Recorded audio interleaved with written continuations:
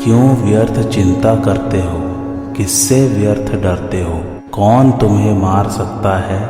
आत्मा न पैदा होती है न मरती है। जो हुआ वह अच्छा ही हुआ, जो हो रहा है वह अच्छा ही हो रहा है, जो होगा वह भी अच्छा ही होगा। तुम भूत का पश्चाताप न करो, भविष्य की चिंता न करो। वर्तमान चल रहा है, वर्तमान में रहकर जीवन जीना ही सार्थक है। तुम्हारा क्या गया जो तुम रोते हो। तुम क्या लेकर आए थे जिसके खो जाने का तुम पश्चाताप करते हो। तुमने क्या पैदा किया था जिसका नाश हो गया। तुम कुछ भी लेकर नहीं आए, जो कुछ भी लिया यहीं से लिया, जो कुछ दिया यहीं पर दिया। खाली हाथ आए, खाली हाथ ही चले। जय श्री कृष्णा मेरे सभी प्यारे कथा श्रोताओं को। मेरा नाम है नमित अग्रवाल और स्वागत है आपका मेरे चैनल कथावाचक में। आइए आज की कथा आरंभ करते हैं। अब सगुण उपासना की सुगमताओं और निर्गुण उपासना की कठिनताओं का विवेचन किया जाता है। एक तरह से यहाँ पर सगुण उपासना और निर्गुण उपासना के भेद बताने की कोशिश की गई है। तो सगुण उपासना में पहला आता है, सगुण उपासना में उपास्य तत्व के सगुण साकार होने के कारण साधक के मन इंद्रियों के लिए भगवान के स्वरूप, नाम, लीला, कथा आदि का आधार रहता है।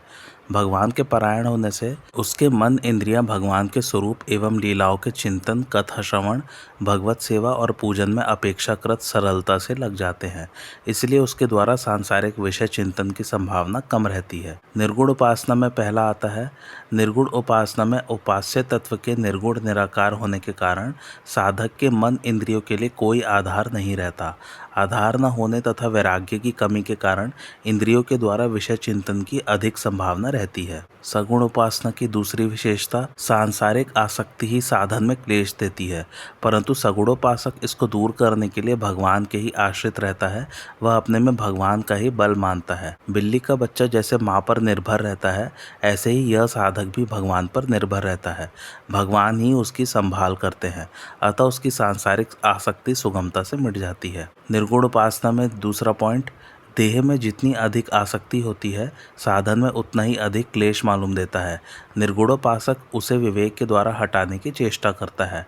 विवेक का आश्रय लेकर साधन करते हुए वह अपने ही साधन बल को महत्व देता है। बंदरी का छोटा बच्चा जैसे बल पर निर्भर होने से अपनी माँ को पकड़े रहता है और अपनी पकड़ से ही अपनी रक्षा मानता है, ऐसे ही यह साधक अपने साधन के बल पर अपनी उन्नति मानता है।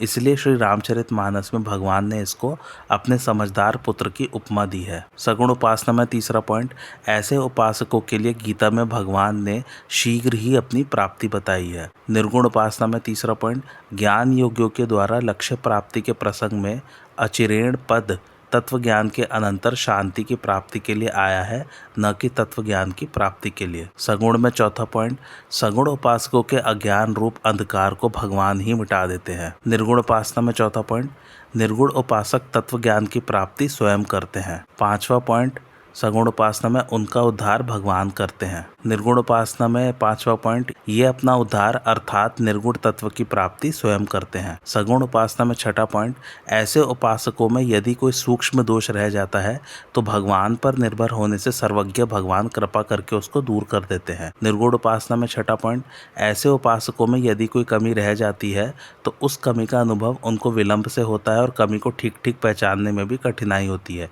हाँ, कमी को ठीक ठीक पहचान लेने पर ये भी उसे दूर कर सकते हैं। सगुण उपासना में सातवां पॉइंट, ऐसे उपासकों की उपासना भगवान की ही उपासना है। भगवान सदा सर्वदा पूर्ण है ही, अतः भगवान की पूर्णता में किंचित मात्र भी संदेह न रहने के कारण उनमें सुगमता से श्रद्धा हो जाती है। श्रद्धा होने से वे नित्य निरंतर भगवत परायण हो जाते हैं। अतः भगवान ही उन उपासकों को बुद्धि योग प्रदान करते हैं, जिससे उन्हें भगवत प्राप्ति हो जाती है। निर्गुण उपासना में सातवां पॉइंट, भगवान ने ज्ञान योगियों को ज्ञान प्राप्ति के लिए गुरु की उपासना की आज्ञा दी है। अतः निर्गुण उपासना में गुरु की आवश्यकता भी है, किंतु गुरु की पूर्णता का निश्चित पता न होने पर अथवा गुरु के पूर्ण न होने पर स्थिर श्रद्धा होने में कठिनाई होती है तथा साधन की सफलता में भी विलंब की संभावना रहती है। सगुण उपासना में आठवां पॉइंट, ऐसे उपासक भगवान को परम कृपालु मानते हैं, अतः उनकी कृपा के आश्रय से वे सब कठिनाइयों को पार कर जाते जाते हैं। यही कारण है कि उनका साधन सुगम हो जाता है और भगवत कृपा के बल से वे शीघ्र ही भगवत प्राप्ति कर लेते हैं। निर्गुण उपासना में 8वां पॉइंट, ऐसे उपासक उपास्य तत्व को निर्गुण, निराकार और उदासीन मानते हैं, अतः उन्हें भगवान की कृपा का वैसा अनुभव नहीं होता। वे तत्व प्राप्ति में आने वाले विघ्नों को अपनी साधना के बल पर ही दूर करने में कठिनाई का अनुभव करते हैं। फलस्वरूप तत्व की प्राप्ति में भी उन्हें विलंब हो सकता है। सगुण उपासना में 9वां पॉइंट, मनुष्य में कर्म करने का अभ्यास तो रहता ही है, इसलिए भक्त को अपने कर्म भगवान के प्रति करने में केवल भाव ही बदलना पड़ता है, कर्म तो वे ही रहते हैं। अतः भगवान के लिए कर्म करने से भक्त कर्म बंधन से सुगमता पूर्वक मुक्त हो जाते हैं। निर्गुण उपासना में 9वां पॉइंट, ज्ञान योगी अपनी क्रियाओं को सिद्धांततः प्रकृति के अर्पण करता है, किंतु पूर्ण विवेक जागृत होने पर ही उसकी क्रियाएं प्रकृति के अर्पण हो सकती है। यदि विवेक की किंचित मात्र भी कमी रही तो क्रियाएं प्रकृति के अर्पण नहीं होंगी और साधक कर्तृत्वाभिमान रहने से कर्म बंधन में बंध जाएगा। सगुण उपासना में 10वां पॉइंट, हृदय में पदार्थों का आदर रहते हुए भी यदि वे प्राणियों की सेवा में लग जाते हैं तो उन्हें पदार्थों का त्याग करने में कठिनाई नहीं होती। सत्पात्रों के लिए पदार्थों के त्याग में तो और भी सुगमता है, फिर भगवान के लिए तो पदार्थों का त्याग बहुत ही सुगमता से हो सकता है। निर्गुण उपासना में 10वां पॉइंट, जब तक साधक के चित्त में पदार्थों का किंचित मात्र भी आदर तथा अपने कहलाने वाले शरीर और नाम में अहमता ममता है, तब तक उसके लिए पदार्थों को मायामय समझकर उनका त्याग करना कठिन होता है। सगुण उपासना में 11वां पॉइंट, इस साधन में विवेक और वैराग्य की उतनी आवश्यकता नहीं है जितनी प्रेम और विश्वास की है। जैसे कौरवों के प्रति द्वेष वृत्ति रहते हुए भी द्रौपदी के पुकारने मात्र से भगवान प्रकट हो जाते थे, क्योंकि वह भगवान को अपना मानती थी। यह बात उन भक्तों के लिए है जिनके स्मरण मात्र से भगवान प्रकट हो जाते हैं, सर्वसाधारण के लिए नहीं है। जो भक्त सर्वथा भगवान पर निर्भर हो जाता है एवं जिसकी भगवान के साथ इतनी प्रगाढ़ आत्मीयता होती है कि केवल स्मरण से भगवान प्रकट हो जाते हैं, उसके दोष दूर करने का दायित्व भगवान पर आ जाता है। भगवान तो अपने साथ भक्त के प्रेम और विश्वास को ही देखते हैं, उसके दोषों को नहीं। भगवान के साथ अपनापन का संबंध जोड़ना उतना कठिन नहीं, क्योंकि भगवान की ओर से अपनापन स्वतः सिद्ध है। निर्गुण उपासना का 11वां पॉइंट, यह साधक पात्र बनने पर ही तत्व को प्राप्त कर सकेगा। पात्र बनने के लिए विवेक और तीव्र वैराग्य की आवश्यकता होगी, जिनको आसक्ति रहते हुए प्राप्त करना कठिन है। ये थे सगुण उपासना और निर्गुण उपासना में भेद। निर्गुण उपासक निर्गुण उपासना को श्रेष्ठ तो मानते हैं, परंतु उनका चित्त देहाभिमान के कारण निर्गुण तत्व में आविष्ट नहीं हुआ है। देहाभिमान के कारण ही उन्हें साधन में अधिक क्लेश होता है। निर्गुण उपासना में देहाभिमान ही मुख्य बाधा है। इस देहाभिमान को दूर करने के लिए ही अर्जुन के पूछे बिना ही भगवान ने 13वां और 14वां अध्याय कहा है, यानी कि आगे आने वाले 2 अध्याय। ब्रह्मा के निर्गुण निराकार स्वरूप की प्राप्ति को यहाँ अव्यक्त गति कहा गया है। साधारण मनुष्यों की स्थिति व्यक्त अर्थात देह में होती है, इसलिए उन्हें अव्यक्त में स्थित होने में कठिनाई का अनुभव होता है। यदि साधक अपने को देह वाला न माने तो उसकी अव्यक्त में सुगमता और शीघ्रता पूर्वक स्थिति हो सकती है। निर्गुणोपासना में जो देह सहित है वह उपासक अर्थात जीव है, और जो देह रहित है वह उपास्य अर्थात ब्रह्म है। देह के साथ माना हुआ संबंध ही जीव और ब्रह्म की एकता में खास बाधक है। इसलिए देहाभिमानी के लिए निर्गुणोपासना की सिद्धि कठिनता से तथा देरी से होती है, परंतु सगुणोपासना में भगवान की विमुक्ता बाधक है, देहाभिमान बाधक नहीं है।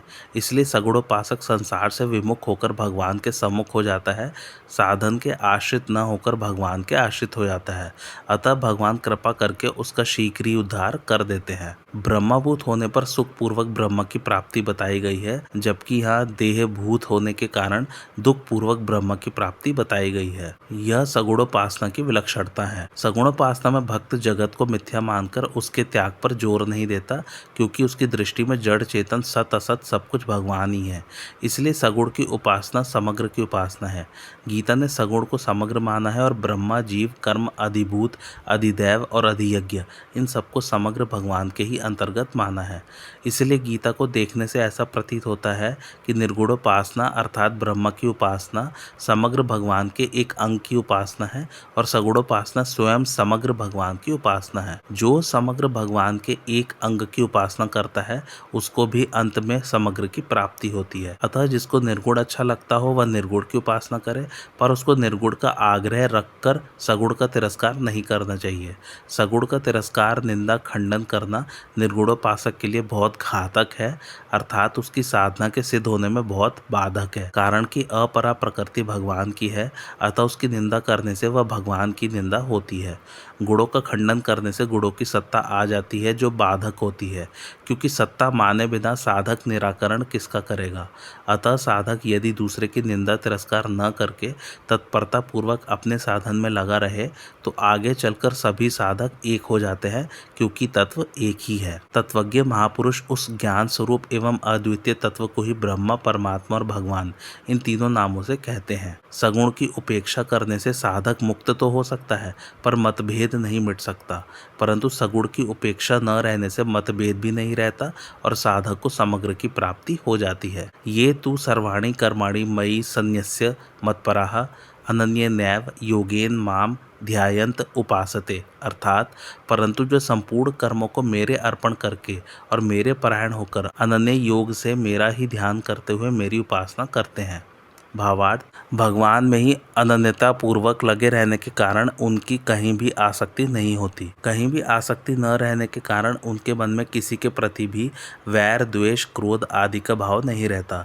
अतः साधक को किसी में किंचित मात्र भी द्वेष नहीं रखना चाहिए। भगवान का आशय क्रियाओं का स्वरूप से त्याग करने का नहीं है, कारण कि एक तो स्वरूप से कर्मों का त्याग संभव नहीं, दूसरे यदि सगुणोपासक मोहपूर्वक शास्त्र विहित क्रियाओं का स्वरूप से त्याग करता है तो उसका यह त्याग तामस होगा, और यदि दुख रूप समझकर शारीरिक क्लेश के भय से वह उनका त्याग करता है तो यह त्याग राजस होगा। अतः इस रीति से त्याग करने पर कर्मों से संबंध नहीं छूटेगा। कर्म बंधन से मुक्त होने के लिए यह आवश्यक है कि साधक कर्मों में ममता, आसक्ति और फलेच्छा का त्याग करे, क्योंकि ममता, आसक्ति और फलेच्छा से किए गए कर्म ही बांधने वाले होते हैं। यदि साधक का लक्ष्य भगवत प्राप्ति होता है तो वह पदार्थों की इच्छा नहीं करता और अपने आप को भगवान का समझने के कारण उसकी ममता शरीर आदि से हटकर एक भगवान में ही हो जाती है। स्वयं भगवान के अर्पित होने से उसके संपूर्ण कर्म भी भगवत अर्पित हो जाते हैं। भगवान के लिए कर्म करने के विषय में कई प्रकार हैं, जिनको गीता में मदर्पण कर्म, मदर्थ कर्म और मतकर्म नाम से कहा गया है। पहला मदर्पण कर्म उन कर्मों को कहते हैं जिनका उद्देश्य पहले कुछ और हो, किंतु कर्म करते समय अथवा कर्म करने के बाद उनको भगवान के अर्पण कर दिया जाए। दूसरा मदर्थ कर्म वे कर्म है जो आरंभ से ही भगवान के लिए किए जाए अथवा जो भगवत सेवा रूप हो। भगवत प्राप्ति के लिए कर्म करना, भगवान की आज्ञा मानकर कर्म करना और भगवान की प्रसन्नता के लिए कर्म करना, ये सभी भगवत अर्थ कर्म है। तीसरा भगवान का ही काम समझकर संपूर्ण लौकिक अर्थात व्यापार, नौकरी आदि और भगवत संबंधी अर्थात जप, ध्यान आदि कर्मों को करना मत कर्म है। वास्तव में कर्म कैसे भी किए जाएं, उनका उद्देश्य एकमात्र भगवत प्राप्ति ही होना चाहिए। उपर्युक्त तीनों ही प्रकारों अर्थात मदर्पण कर्म, मदर्थ कर्म, मत कर्म से सिद्धि प्राप्त करने वाले साधक का कर्मों से किंचित मात्र भी संबंध नहीं रहता, क्योंकि उसमें न तो फलेच्छा और कर्तृत्वाभिमान है और न पदार्थों में और शरीर, मन, बुद्धि तथा इंद्रियों में ममता ही है। जब कर्म करने के साधन शरीर, मन, बुद्धि आदि ही अपने नहीं है तो फिर कर्मों में ममता हो ही कैसे सकती है। इस प्रकार कर्मों से सर्वथा मुक्त हो जाना ही वास्तविक समर्पण है। सिद्ध पुरुषों की क्रियाओं का स्वतः ही समर्पण होता है और साधक पूर्ण समर्पण का उद्देश्य रखकर वैसे ही कर्म करने की चेष्टा करता है। जैसे भक्ति योगी अपनी क्रियाओं को भगवान के अर्पण करके कर्म बंधन से मुक्त हो जाता है, ऐसे ही ज्ञान योगी क्रियाओं को प्रकृति से हुई समझकर अपने को उनसे सर्वथा असंग और निर्लिप्त अनुभव करके कर्म बंधन से मुक्त हो जाता है। परायण होने का अर्थ है भगवान को परम पूज्य और सर्वश्रेष्ठ समझकर भगवान के प्रति समर्पण भाव से रहना। सर्वथा भगवान के परायण होने से सगुण उपासक अपने आप को भगवान का यंत्र समझता है, अतः शुभ क्रियाओं को वह भगवान के द्वारा करवाई हुई मानता है तथा संसार का उद्देश्य न रहने के कारण उसमें भोगों की कामना नहीं रहती और कामना न रहने के कारण उससे अशुभ क्रियाएं होती ही नहीं। इष्ट संबंधी और उपाय संबंधी दोनों प्रकार की अनन्यता का संकेत है, अर्थात उन भक्तों के इष्ट भगवान ही हैं। उनके सिवाय अन्य कोई साध्य उनकी दृष्टि में है ही नहीं और उनकी प्राप्ति के लिए आश्रय भी उन्हीं का है। वे भगवत कृपा से ही साधन की सिद्धि मानते हैं, अपने पुरुषार्थ या साधन के बल से नहीं। वे उपाय भी भगवान को मानते हैं और उपेय भी। वे एक भगवान का ही लक्ष्य ध्येय रखकर उपासना अर्थात जप ध्यान कीर्तन आदि करते हैं। इस प्रकार केवल भगवान से ही संबंध मानना अनन्य योग है। तेषामहं समुद्धर्ता मृत्यु संसार सागरात भवामि न चिरात पार्थ मय्यावेशित चेतसाम। अर्थात हे पार्थ, मुझ में आविष्ट चित्त वाले उन भक्तों का मैं मृत्यु रूप संसार समुद्र से शीघ्र ही उद्धार करने वाला बन जाता हूँ। भावार्थ, जिन साधकों का लक्ष्य उद्देश्य ध्येय भगवान ही बन गए हैं और जिन्होंने भगवान में ही अनन्य प्रेम पूर्वक अपने चित्त को लगा दिया है तथा जो स्वयं भी भगवान में ही लग गए हैं, उन्हीं के लिए यहाँ मय्यावेशित चेतसाम पद आया है। जैसे समुद्र में जल ही जल होता है, ऐसे ही संसार में मौत ही मौत है। संसार में उत्पन्न होने वाली कोई भी वस्तु ऐसा नहीं है जो कभी क्षण भर के लिए भी मौत के थपेड़ों से बचती हो। अर्थात उत्पन्न होने वाली प्रत्येक वस्तु प्रतिक्षण मौत की तरफ ही जा रही है। इसलिए संसार को मृत्यु संसार सागर कहा गया है। मनुष्य में अनुकूल और प्रतिकूल दोनों वृत्तियां रहती हैं। संसार की घटना परिस्थिति तथा प्राणी पदार्थों में अनुकूल प्रतिकूल वृत्तियां राग द्वेष उत्पन्न करके मनुष्य को संसार में बांध देती है। यहाँ तक देखा जाता है कि साधक भी संप्रदाय विशेष और संत विशेष में अनुकूल प्रतिकूल भावना करके राग द्वेष के शिकार बन जाते हैं, जिससे वे संसार समुद्र से जल्दी पार नहीं हो पाते। कारण कि तत्व को चाहने वाले साधक के लिए सांप्रदायिकता का पक्षपात बहुत बाधक है। संप्रदाय का मोह पूर्वक आग्रह मनुष्य को बांधता है। इसलिए गीता में भगवान ने जगह जगह इन द्वंद्वों अर्थात राग और द्वेष से छूटने के लिए विशेष जोर दिया है। यदि साधक भक्त अपनी सारी अनुकूलताएं भगवान में कर ले अर्थात एकमात्र भगवान से ही अनन्य प्रेम का संबंध जोड़ ले और सारी प्रतिकूलताएं संसार में कर ले अर्थात संसार की सेवा करके अनुकूलता की इच्छा से विमुख हो जाए, तो वह इस संसार बंधन से बहुत जल्दी मुक्त हो सकता है। संसार में अनुकूल और प्रतिकूल वृत्तियों का होना ही संसार में बंधना है। भगवान का यह सामान्य नियम है कि जो जिस भाव से उनकी शरण लेता है, उसी भाव से भगवान भी उसको आश्रय देते हैं। अतः वे कहते हैं कि यद्यपि मैं सब में समभाव से स्थित हूँ, तथापि जिनका एकमात्र प्रिय मैं हूँ, जो मेरे लिए ही संपूर्ण कर्म करते हैं और मेरे परायण होकर नित्य निरंतर मेरे ही ध्यान जप चिंतन आदि में लगे रहते हैं, ऐसे भक्तों का मैं स्वयं मृत्यु संसार सागर से बहुत जल्दी और सम्यक प्रकार से उद्धार कर देता हूँ। भगवान के ये भाव भी समझने चाहिए कि वह सगुणोपासक मेरी कृपा से साधन की सब विघ्न बाधाओं को पार करके मेरी कृपा से ही मेरी प्राप्ति कर लेता है। साधन की कमी को पूरा करके मैं उसे अपनी प्राप्ति करा देता हूँ। उनके अंतःकरण में स्थित हुआ तत्व ज्ञान से उनके अज्ञान जनित अंधकार का नाश कर देता हूँ और उन्हें संपूर्ण पापों से मुक्त कर देता हूँ। भगवान ने सब तरह के सामान्य साधकों के लिए अपने द्वारा अपना उद्धार करने की बात कही थी और यहाँ कहते हैं कि भक्तों का उद्धार मैं करता हूँ। इसका तात्पर्य है कि प्रत्येक साधक आरंभ में स्वयं ही साधन में लगता है।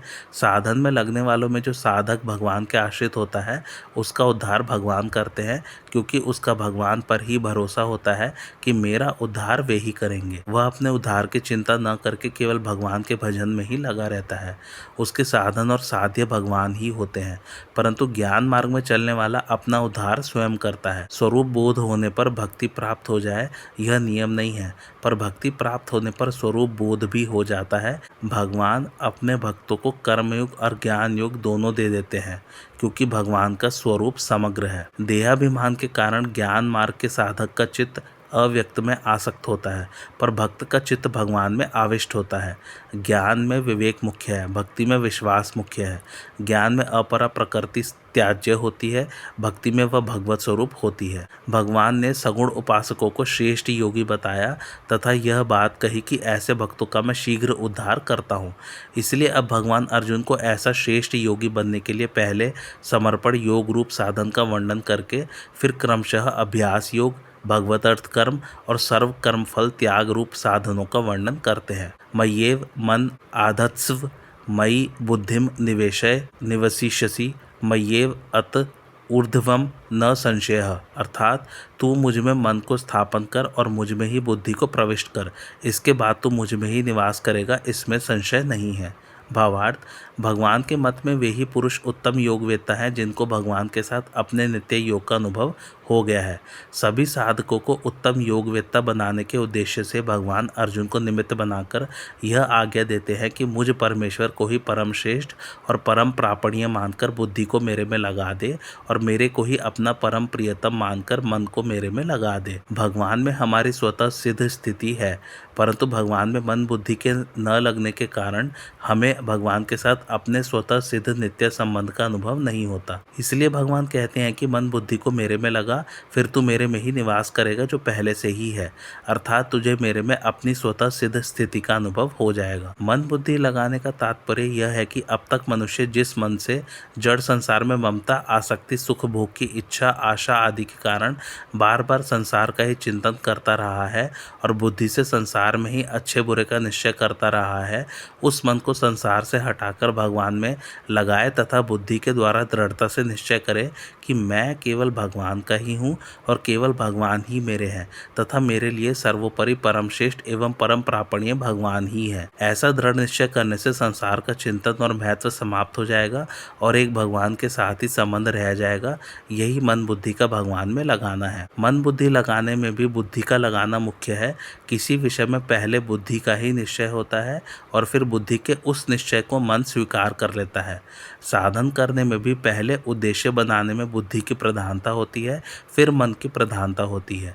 जिन पुरुषों का लक्ष्य भगवत प्राप्ति नहीं है, उनके मन बुद्धि भी वे जिस विषय में लगाना चाहेंगे उस विषय में लग सकते हैं। उस विषय में मन बुद्धि लग जाने पर उन्हें सिद्धियां तो प्राप्त हो सकती हैं, पर भगवत प्राप्ति का उद्देश्य न होने से भगवत प्राप्ति नहीं हो सकती। अतः साधक को चाहिए कि बुद्धि से यह दृढ़ निश्चय कर ले कि मुझे भगवत प्राप्ति ही करनी है। इस निश्चय में बड़ी शक्ति है। ऐसी निश्चयात्मिका बुद्धि होने में सबसे बड़ी बाधा है भोग और संग्रह का सुख लेना। सुख की आशा से ही मनुष्य की वृत्तियां धन, मान, बड़ाई आदि पाने का उद्देश्य बनाती है, इसलिए उसकी बुद्धि बहुत भेदों वाली तथा अनंत हो जाती है। परंतु अगर भगवत प्राप्ति का ही एक निश्चय हो तो इस निश्चय में इतनी पवित्रता और शक्ति है कि दुराचारी से दुराचारी पुरुष को भी भगवान साधु मानने के लिए तैयार हो जाते हैं। इस निश्चय मात्र के प्रभाव से वह शीघ्र ही धर्मात्मा हो जाता है और सदा रहने वाली परम शांति प्राप्त कर लेता है। मैं भगवान का ही हूँ और भगवान ही मेरे हैं, ऐसा निश्चय साधक की दृष्टि में बुद्धि में हुआ प्रतीत होता है, परंतु वास्तव में ऐसा नहीं है। बुद्धि में ऐसा निश्चय दिखने पर भी साधक को इस बात का पता नहीं होता कि वह स्वयं पहले से ही भगवान में स्थित है। वह चाहे इस बात को न भी जाने, पर वास्तविकता यही है। स्वयं भगवान में स्थित होने की पहचान यही है कि इस संबंध की कभी विस्मृति नहीं होती। अगर यह केवल बुद्धि की बात हो तो भूली भी जा सकती है, पर मैंपन की बात को साधक कभी नहीं भूलता।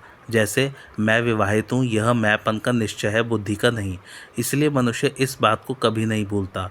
अगर कोई यह निश्चय कर ले कि मैं अमुक गुरु का शिष्य हूँ, तो इस संबंध के लिए कोई अभ्यास न करने पर भी यह निश्चय उसके भीतर अटल रहता है। स्मृति में तो स्मृति रहती ही है, विस्मृति में भी संबंध की स्मृति का अभाव नहीं होता, क्योंकि संबंध का निश्चय मैंपन में है। इस प्रकार संसार में माना हुआ संबंध भी जब स्मृति और विस्मृति दोनों अवस्थाओं में अटल रहता है, तब भगवान के साथ जो सदा से ही नित्य संबंध है उसकी विस्मृति कैसे हो सकती है। अतः मैं भगवान का ही हूँ और भगवान ही मेरे हैं।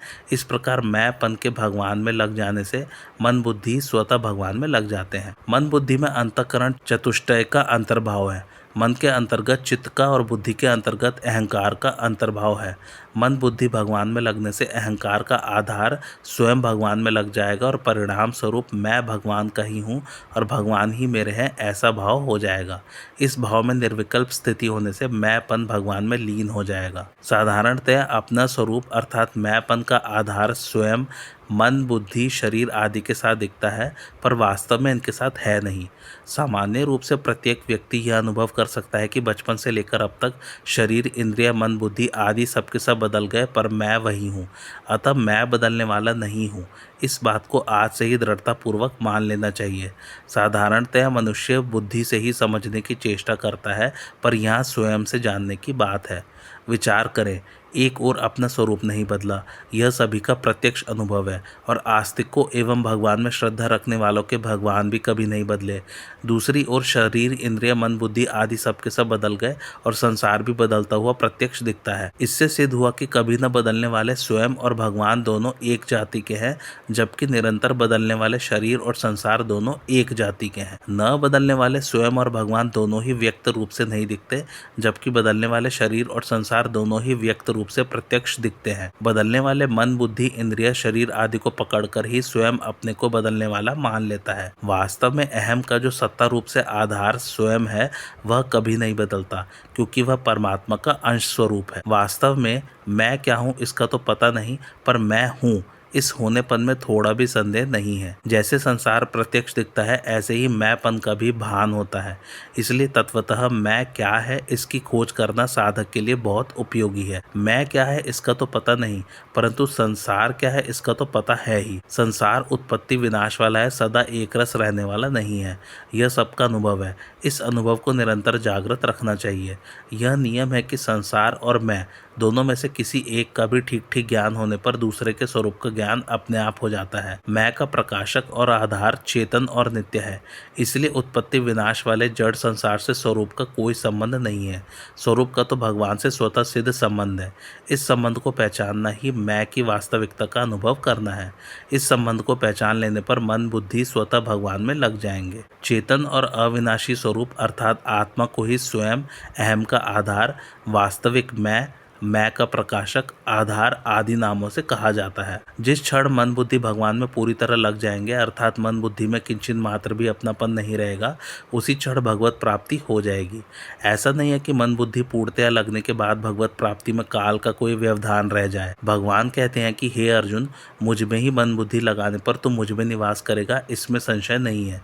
इससे ऐसा मालूम देता है कि अर्जुन के हृदय में कुछ संशय है। वह संशय क्या है? मनुष्य के हृदय में प्रायः यह बात बैठी हुई है कि कर्म अच्छे होंगे, आचरण अच्छे होंगे, एकांत में ध्यान लगाएंगे तभी परमात्मा की प्राप्ति होगी, और यदि इस प्रकार साधन नहीं कर पाए तो परमात्मा प्राप्ति असंभव है। इस भ्रम को दूर करने के लिए भगवान कहते हैं कि मेरी प्राप्ति का उद्देश्य रखकर मन, बुद्धि को मेरे में लगाना जितना कीमती है, ये सब साधन मिलकर भी उतने कीमती नहीं हो सकते। अतः मन, बुद्धि को मेरे में लगाने से निश्चय ही मेरी प्राप्ति होगी, इसमें कोई संशय नहीं है। जब तक बुद्धि में संसार का महत्व है और मन से संसार का चिंतन होता रहता है, तब तक परमात्मा में स्वाभाविक स्थिति होते हुए भी अपनी स्थिति संसार में ही समझनी चाहिए। संसार में स्थिति अर्थात संसार का संग रहने से ही संसार चक्र में घूमना पड़ता है। उपरोक्त पदों से अर्जुन का संशय दूर करते हुए भगवान कहते हैं कि तू यह चिंता मत कर कि मेरे में मन, बुद्धि सर्वथा लग जाने पर तेरी स्थिति कहाँ होगी। जिस क्षण तेरे मन, बुद्धि एकमात्र मेरे में सर्वथा लग जाएंगे, उसी क्षण तू मेरे में ही निवास करेगा। मन, बुद्धि भगवान में लगाने के सिवाय साधक के लिए और कोई कर्तव्य नहीं है। मन भगवान में लगाने से संसार का चिंतन नहीं होगा और बुद्धि भगवान में लगाने से साधक संसार के आश्रय से रहित हो जाएगा। संसार का किसी प्रकार का चिंतन और आश्रय न रहने से भगवान का ही चिंतन और भगवान का ही आश्रय होगा, जिससे भगवान की ही प्राप्ति होगी। यहाँ मन के साथ चित्त को तथा बुद्धि के साथ अहम को भी ले लेना चाहिए, क्योंकि भगवान में चित्त और अहम के लगे बिना तू मेरे में ही निवास करेगा, यह कहना सार्थक नहीं होगा। संपूर्ण सृष्टि के एकमात्र ईश्वर का ही साक्षात अंश यह जीवात्मा है, परंतु यह इस सृष्टि के एक तुच्छ अंश को अपना मानकर इनको अपनी ओर खींचता है, अर्थात इनका स्वामी बन बैठता है। वह जीवात्मा इस बात को सर्वथा भूल जाता है कि यह मन, बुद्धि आदि भी तो उसी परमात्मा की समष्टि सृष्टि के ही अंश है।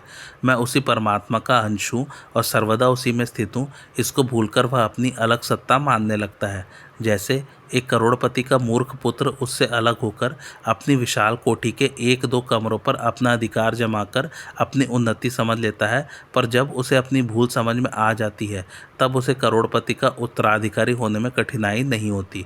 इसी लक्ष्य से भगवान कहते हैं कि जब तू इन व्यष्टि मन, बुद्धि को मेरे अर्पण कर देगा, जो स्वतः ही मेरे हैं, क्योंकि मैं ही समष्टि मन, बुद्धि का स्वामी हूँ, तो स्वयं इनसे मुक्त होकर वास्तव में पहले से ही मेरा अंश और मेरे में ही स्थित होने के कारण निसंदेह मेरे में ही निवास करेगा। भगवान ने 5 महाभूत मन, बुद्धि और अहंकार इस प्रकार 8 भागों में विभक्त अपनी अपरा प्रकृति का वर्णन किया और इससे भिन्न अपनी जीव भूता परा प्रकृति का वर्णन किया। इन दोनों प्रकृतियों को भगवान ने अपनी कहा, अतः इन दोनों के स्वामी भगवान है। इन दोनों में जड़ प्रकृति का कार्य होने से अपरा प्रकृति तो निकृष्ट है और चेतन परमात्मा का अंश होने से परा प्रकृति श्रेष्ठ है। परंतु परा प्रकृति भूल से अपरा प्रकृति को अपनी तथा अपने लिए मानकर उससे बंध जाती है तथा जन्म मरण के चक्र में पड़ जाती है। इसलिए भगवान इस श्लोक में यह कह रहे हैं कि मन बुद्धि रूप अपरा प्रकृति से अपनापन हटाकर इनको मेरी ही मान ले, जो वास्तव में मेरी ही है। इस प्रकार मन बुद्धि को मेरे अर्पण करने से इनके साथ भूल से माना हुआ संबंध टूट जाएगा और तेरे को मेरे साथ अपने स्वतः सिद्ध नित्य संबंध का अनुभव हो जाएगा। भगवान की प्राप्ति किसी साधन विशेष से नहीं होती, कारण कि ध्यान आदि साधन शरीर मन बुद्धि इंद्रियों के आश्रय से होते हैं। शरीर मन बुद्धि इंद्रिया आदि प्रकृति के कार्य होने से जड़ वस्तुएं हैं। जड़ पदार्थों के द्वारा चिन्मय भगवान खरीदे नहीं जा सकते, क्योंकि प्रकृति के संपूर्ण पदार्थ मिलकर भी चिन्मय परमात्मा के समान कभी नहीं हो सकते। सांसारिक पदार्थ कर्म करने से ही प्राप्त होते हैं, अतः साधक भगवान की प्राप्ति को भी स्वाभाविक ही कर्मों से होने वाली मान लेता है। इसलिए भगवत प्राप्ति के संबंध में भी वह यही सोचता है कि मेरे द्वारा किए जाने वाले साधन से ही भगवत प्राप्ति होगी। मनु शतरूपा पार्वती आदि को तपस्या से ही अपने इष्ट की प्राप्ति हुई। इतिहास पुराण आदि में इस प्रकार की कथाएं पढ़ने सुनने से साधक के अंतःकरण में ऐसी छाप पड़ जाती है कि साधन के द्वारा ही भगवान मिलते हैं और उसकी यह धारणा क्रमशः दृढ़ होती रहती है। परंतु साधन से ही भगवान मिलते हों ऐसी बात वस्तुतः है नहीं। तपस्या आदि साधनों से जहाँ भगवान की प्राप्ति हुई दिखती है, वहाँ भी वह जड़ के साथ माने हुए संबंध का सर्वथा विच्छेद होने से ही हुई है, न कि साधनों से। साधन की सार्थकता असाधन का त्याग करने में ही है। भगवान सबको सदा सर्वदा स्वतः प्राप्त है ही, किंतु जड़ के साथ माने हुए संबंध का सर्वथा त्याग होने पर ही उनकी प्रत्यक्ष अनुभूति होती है। इसलिए भगवत प्राप्ति जड़ता के द्वारा नहीं, प्रत्युत जड़ता के त्याग से होती है। अतः जो साधक अपने साधन के बल से भगवत प्राप्ति मानते हैं वे बड़ी भूल में हैं। साधन की सार्थकता केवल जड़ता का त्याग कराने में है। इस रहस्य को न समझकर साधन में ममता करने और उसका आश्रय लेने से साधक का जड़ के साथ संबंध बना रहता है। जब तक हृदय में जड़ता का किंचन मात्र भी आदर है, तब तक भगवत प्राप्ति कठिन है। इसलिए साधक को चाहिए कि वह साधन की सहायता से जड़ता के साथ सर्वथा संबंध विच्छेद कर ले। एकमात्र भगवत प्राप्ति के उद्देश्य से किए जाने वाले साधन से जड़ता का संबंध सुगमता पूर्वक छूट जाता है। मन बुद्धि भगवान की अपरा प्रकृति है। भगवान की प्रकृति अर्थात स्वभाव होते हुए भी अपरा प्रकृति भगवान से भिन्न स्वभाव वाली है, परंतु परा प्रकृति भगवान से भिन्न स्वभाव वाली नहीं है। इसलिए भगवान के साथ साधर्म्य प्रकृति का नहीं है, प्रत्युत जीव का है। मन बुद्धि प्रकृति की जाति के हैं, अर्थात वे प्रकृति के अंश है, पर हम स्वयं भगवान के अंश है। अतः स्वयं और मन बुद्धि में जातीय भिन्नता है। आकर्षण एवं मिलन सजातीयता में होती है, विजातीयता में नहीं। यह नियम है। इसलिए मन बुद्धि भगवान में नहीं लग सकते, प्रत्युत स्वयं ही भगवान में लग सकता है। मन बुद्धि की स्वतंत्र सत्ता मान लेने से साधक से यह भूल होती है कि वह स्वयं अलग रहकर मन बुद्धि को भगवान में लगाने का उद्योग करता है, परंतु वास्तविकता यह है कि भगवान में स्वयं ही लगता है, मन बुद्धि नहीं लगते। जब स्वयं भगवान में लगता है तब मन बुद्धि अपने आप छूट जाते हैं, अर्थात उनकी सत्ता रहती ही नहीं, प्रत्युत एक भगवान ही रह जाते हैं। कारण कि वास्तव में मन बुद्धि की सत्ता थी ही नहीं, जीव ने ही उनको सत्ता दी थी। जो मन लगाने की बात आई है वह वास्तव में स्वयं को भगवान में लगाने का ही उपाय है। भगवान में मन बुद्धि लगाने से मन बुद्धि तो नहीं लगते पर स्वयं लग जाता है। कारण कि जीव का स्वभाव है कि वह नहीं लगता है जहाँ उसके मन बुद्धि लगते हैं।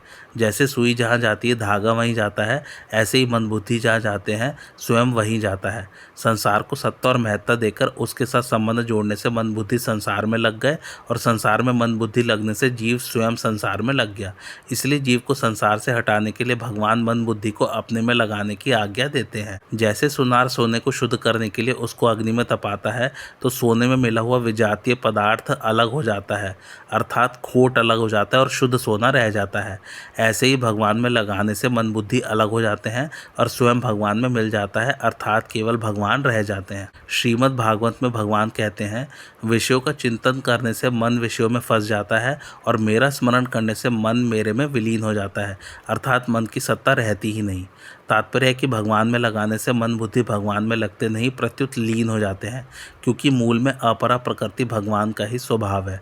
भगवान में लीन होने पर मन बुद्धि की स्वतंत्र सत्ता ही नहीं रहती, प्रत्युत केवल भगवान ही रहते हैं। दूसरे शब्दों में मन बुद्धि संसार से तो हट गए पर भगवान को पकड़ सके नहीं, इसलिए उनकी स्वतंत्र सत्ता रहती ही नहीं, केवल भगवान रह जाते हैं। ज्ञान में स्वरूप मुख्य और भक्ति में भगवान मुख्य है, इसलिए ज्ञानी स्वरूप में स्थित होता है और भक्त भगवान में स्थित होता है।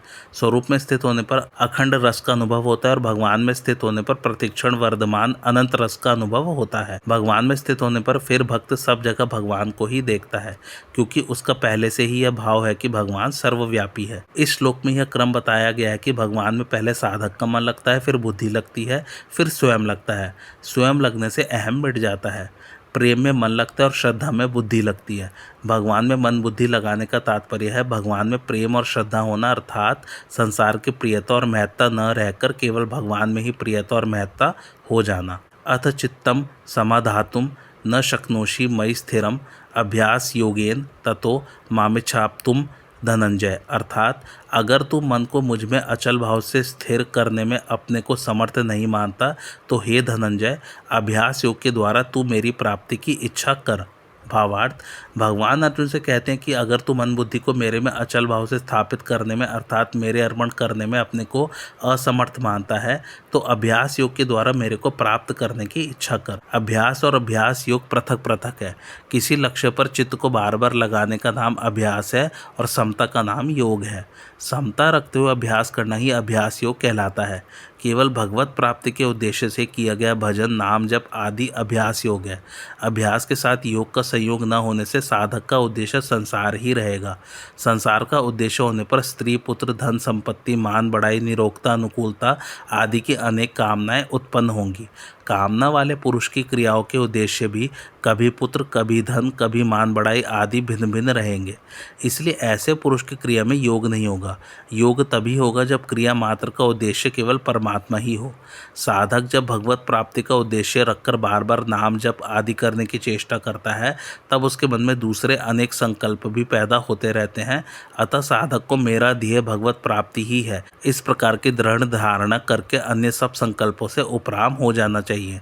भगवान अभ्यास योग को अपनी प्राप्ति का स्वतंत्र साधन बताते हैं। पीछे के श्लोक में भगवान ने अपने में मन बुद्धि अर्पण करने के लिए कहा, अब इस श्लोक में अभ्यास योग के लिए कहते हैं। इससे यह धारणा हो सकती है कि अभ्यास योग भगवान में मन बुद्धि अर्पण करने का साधन है। अतः पहले अभ्यास के द्वारा मन बुद्धि भगवान के अर्पण होंगे, फिर भगवान की प्राप्ति होगी। परंतु मन बुद्धि को अर्पण करने से ही भगवत प्राप्ति होती हो ऐसा नियम नहीं है।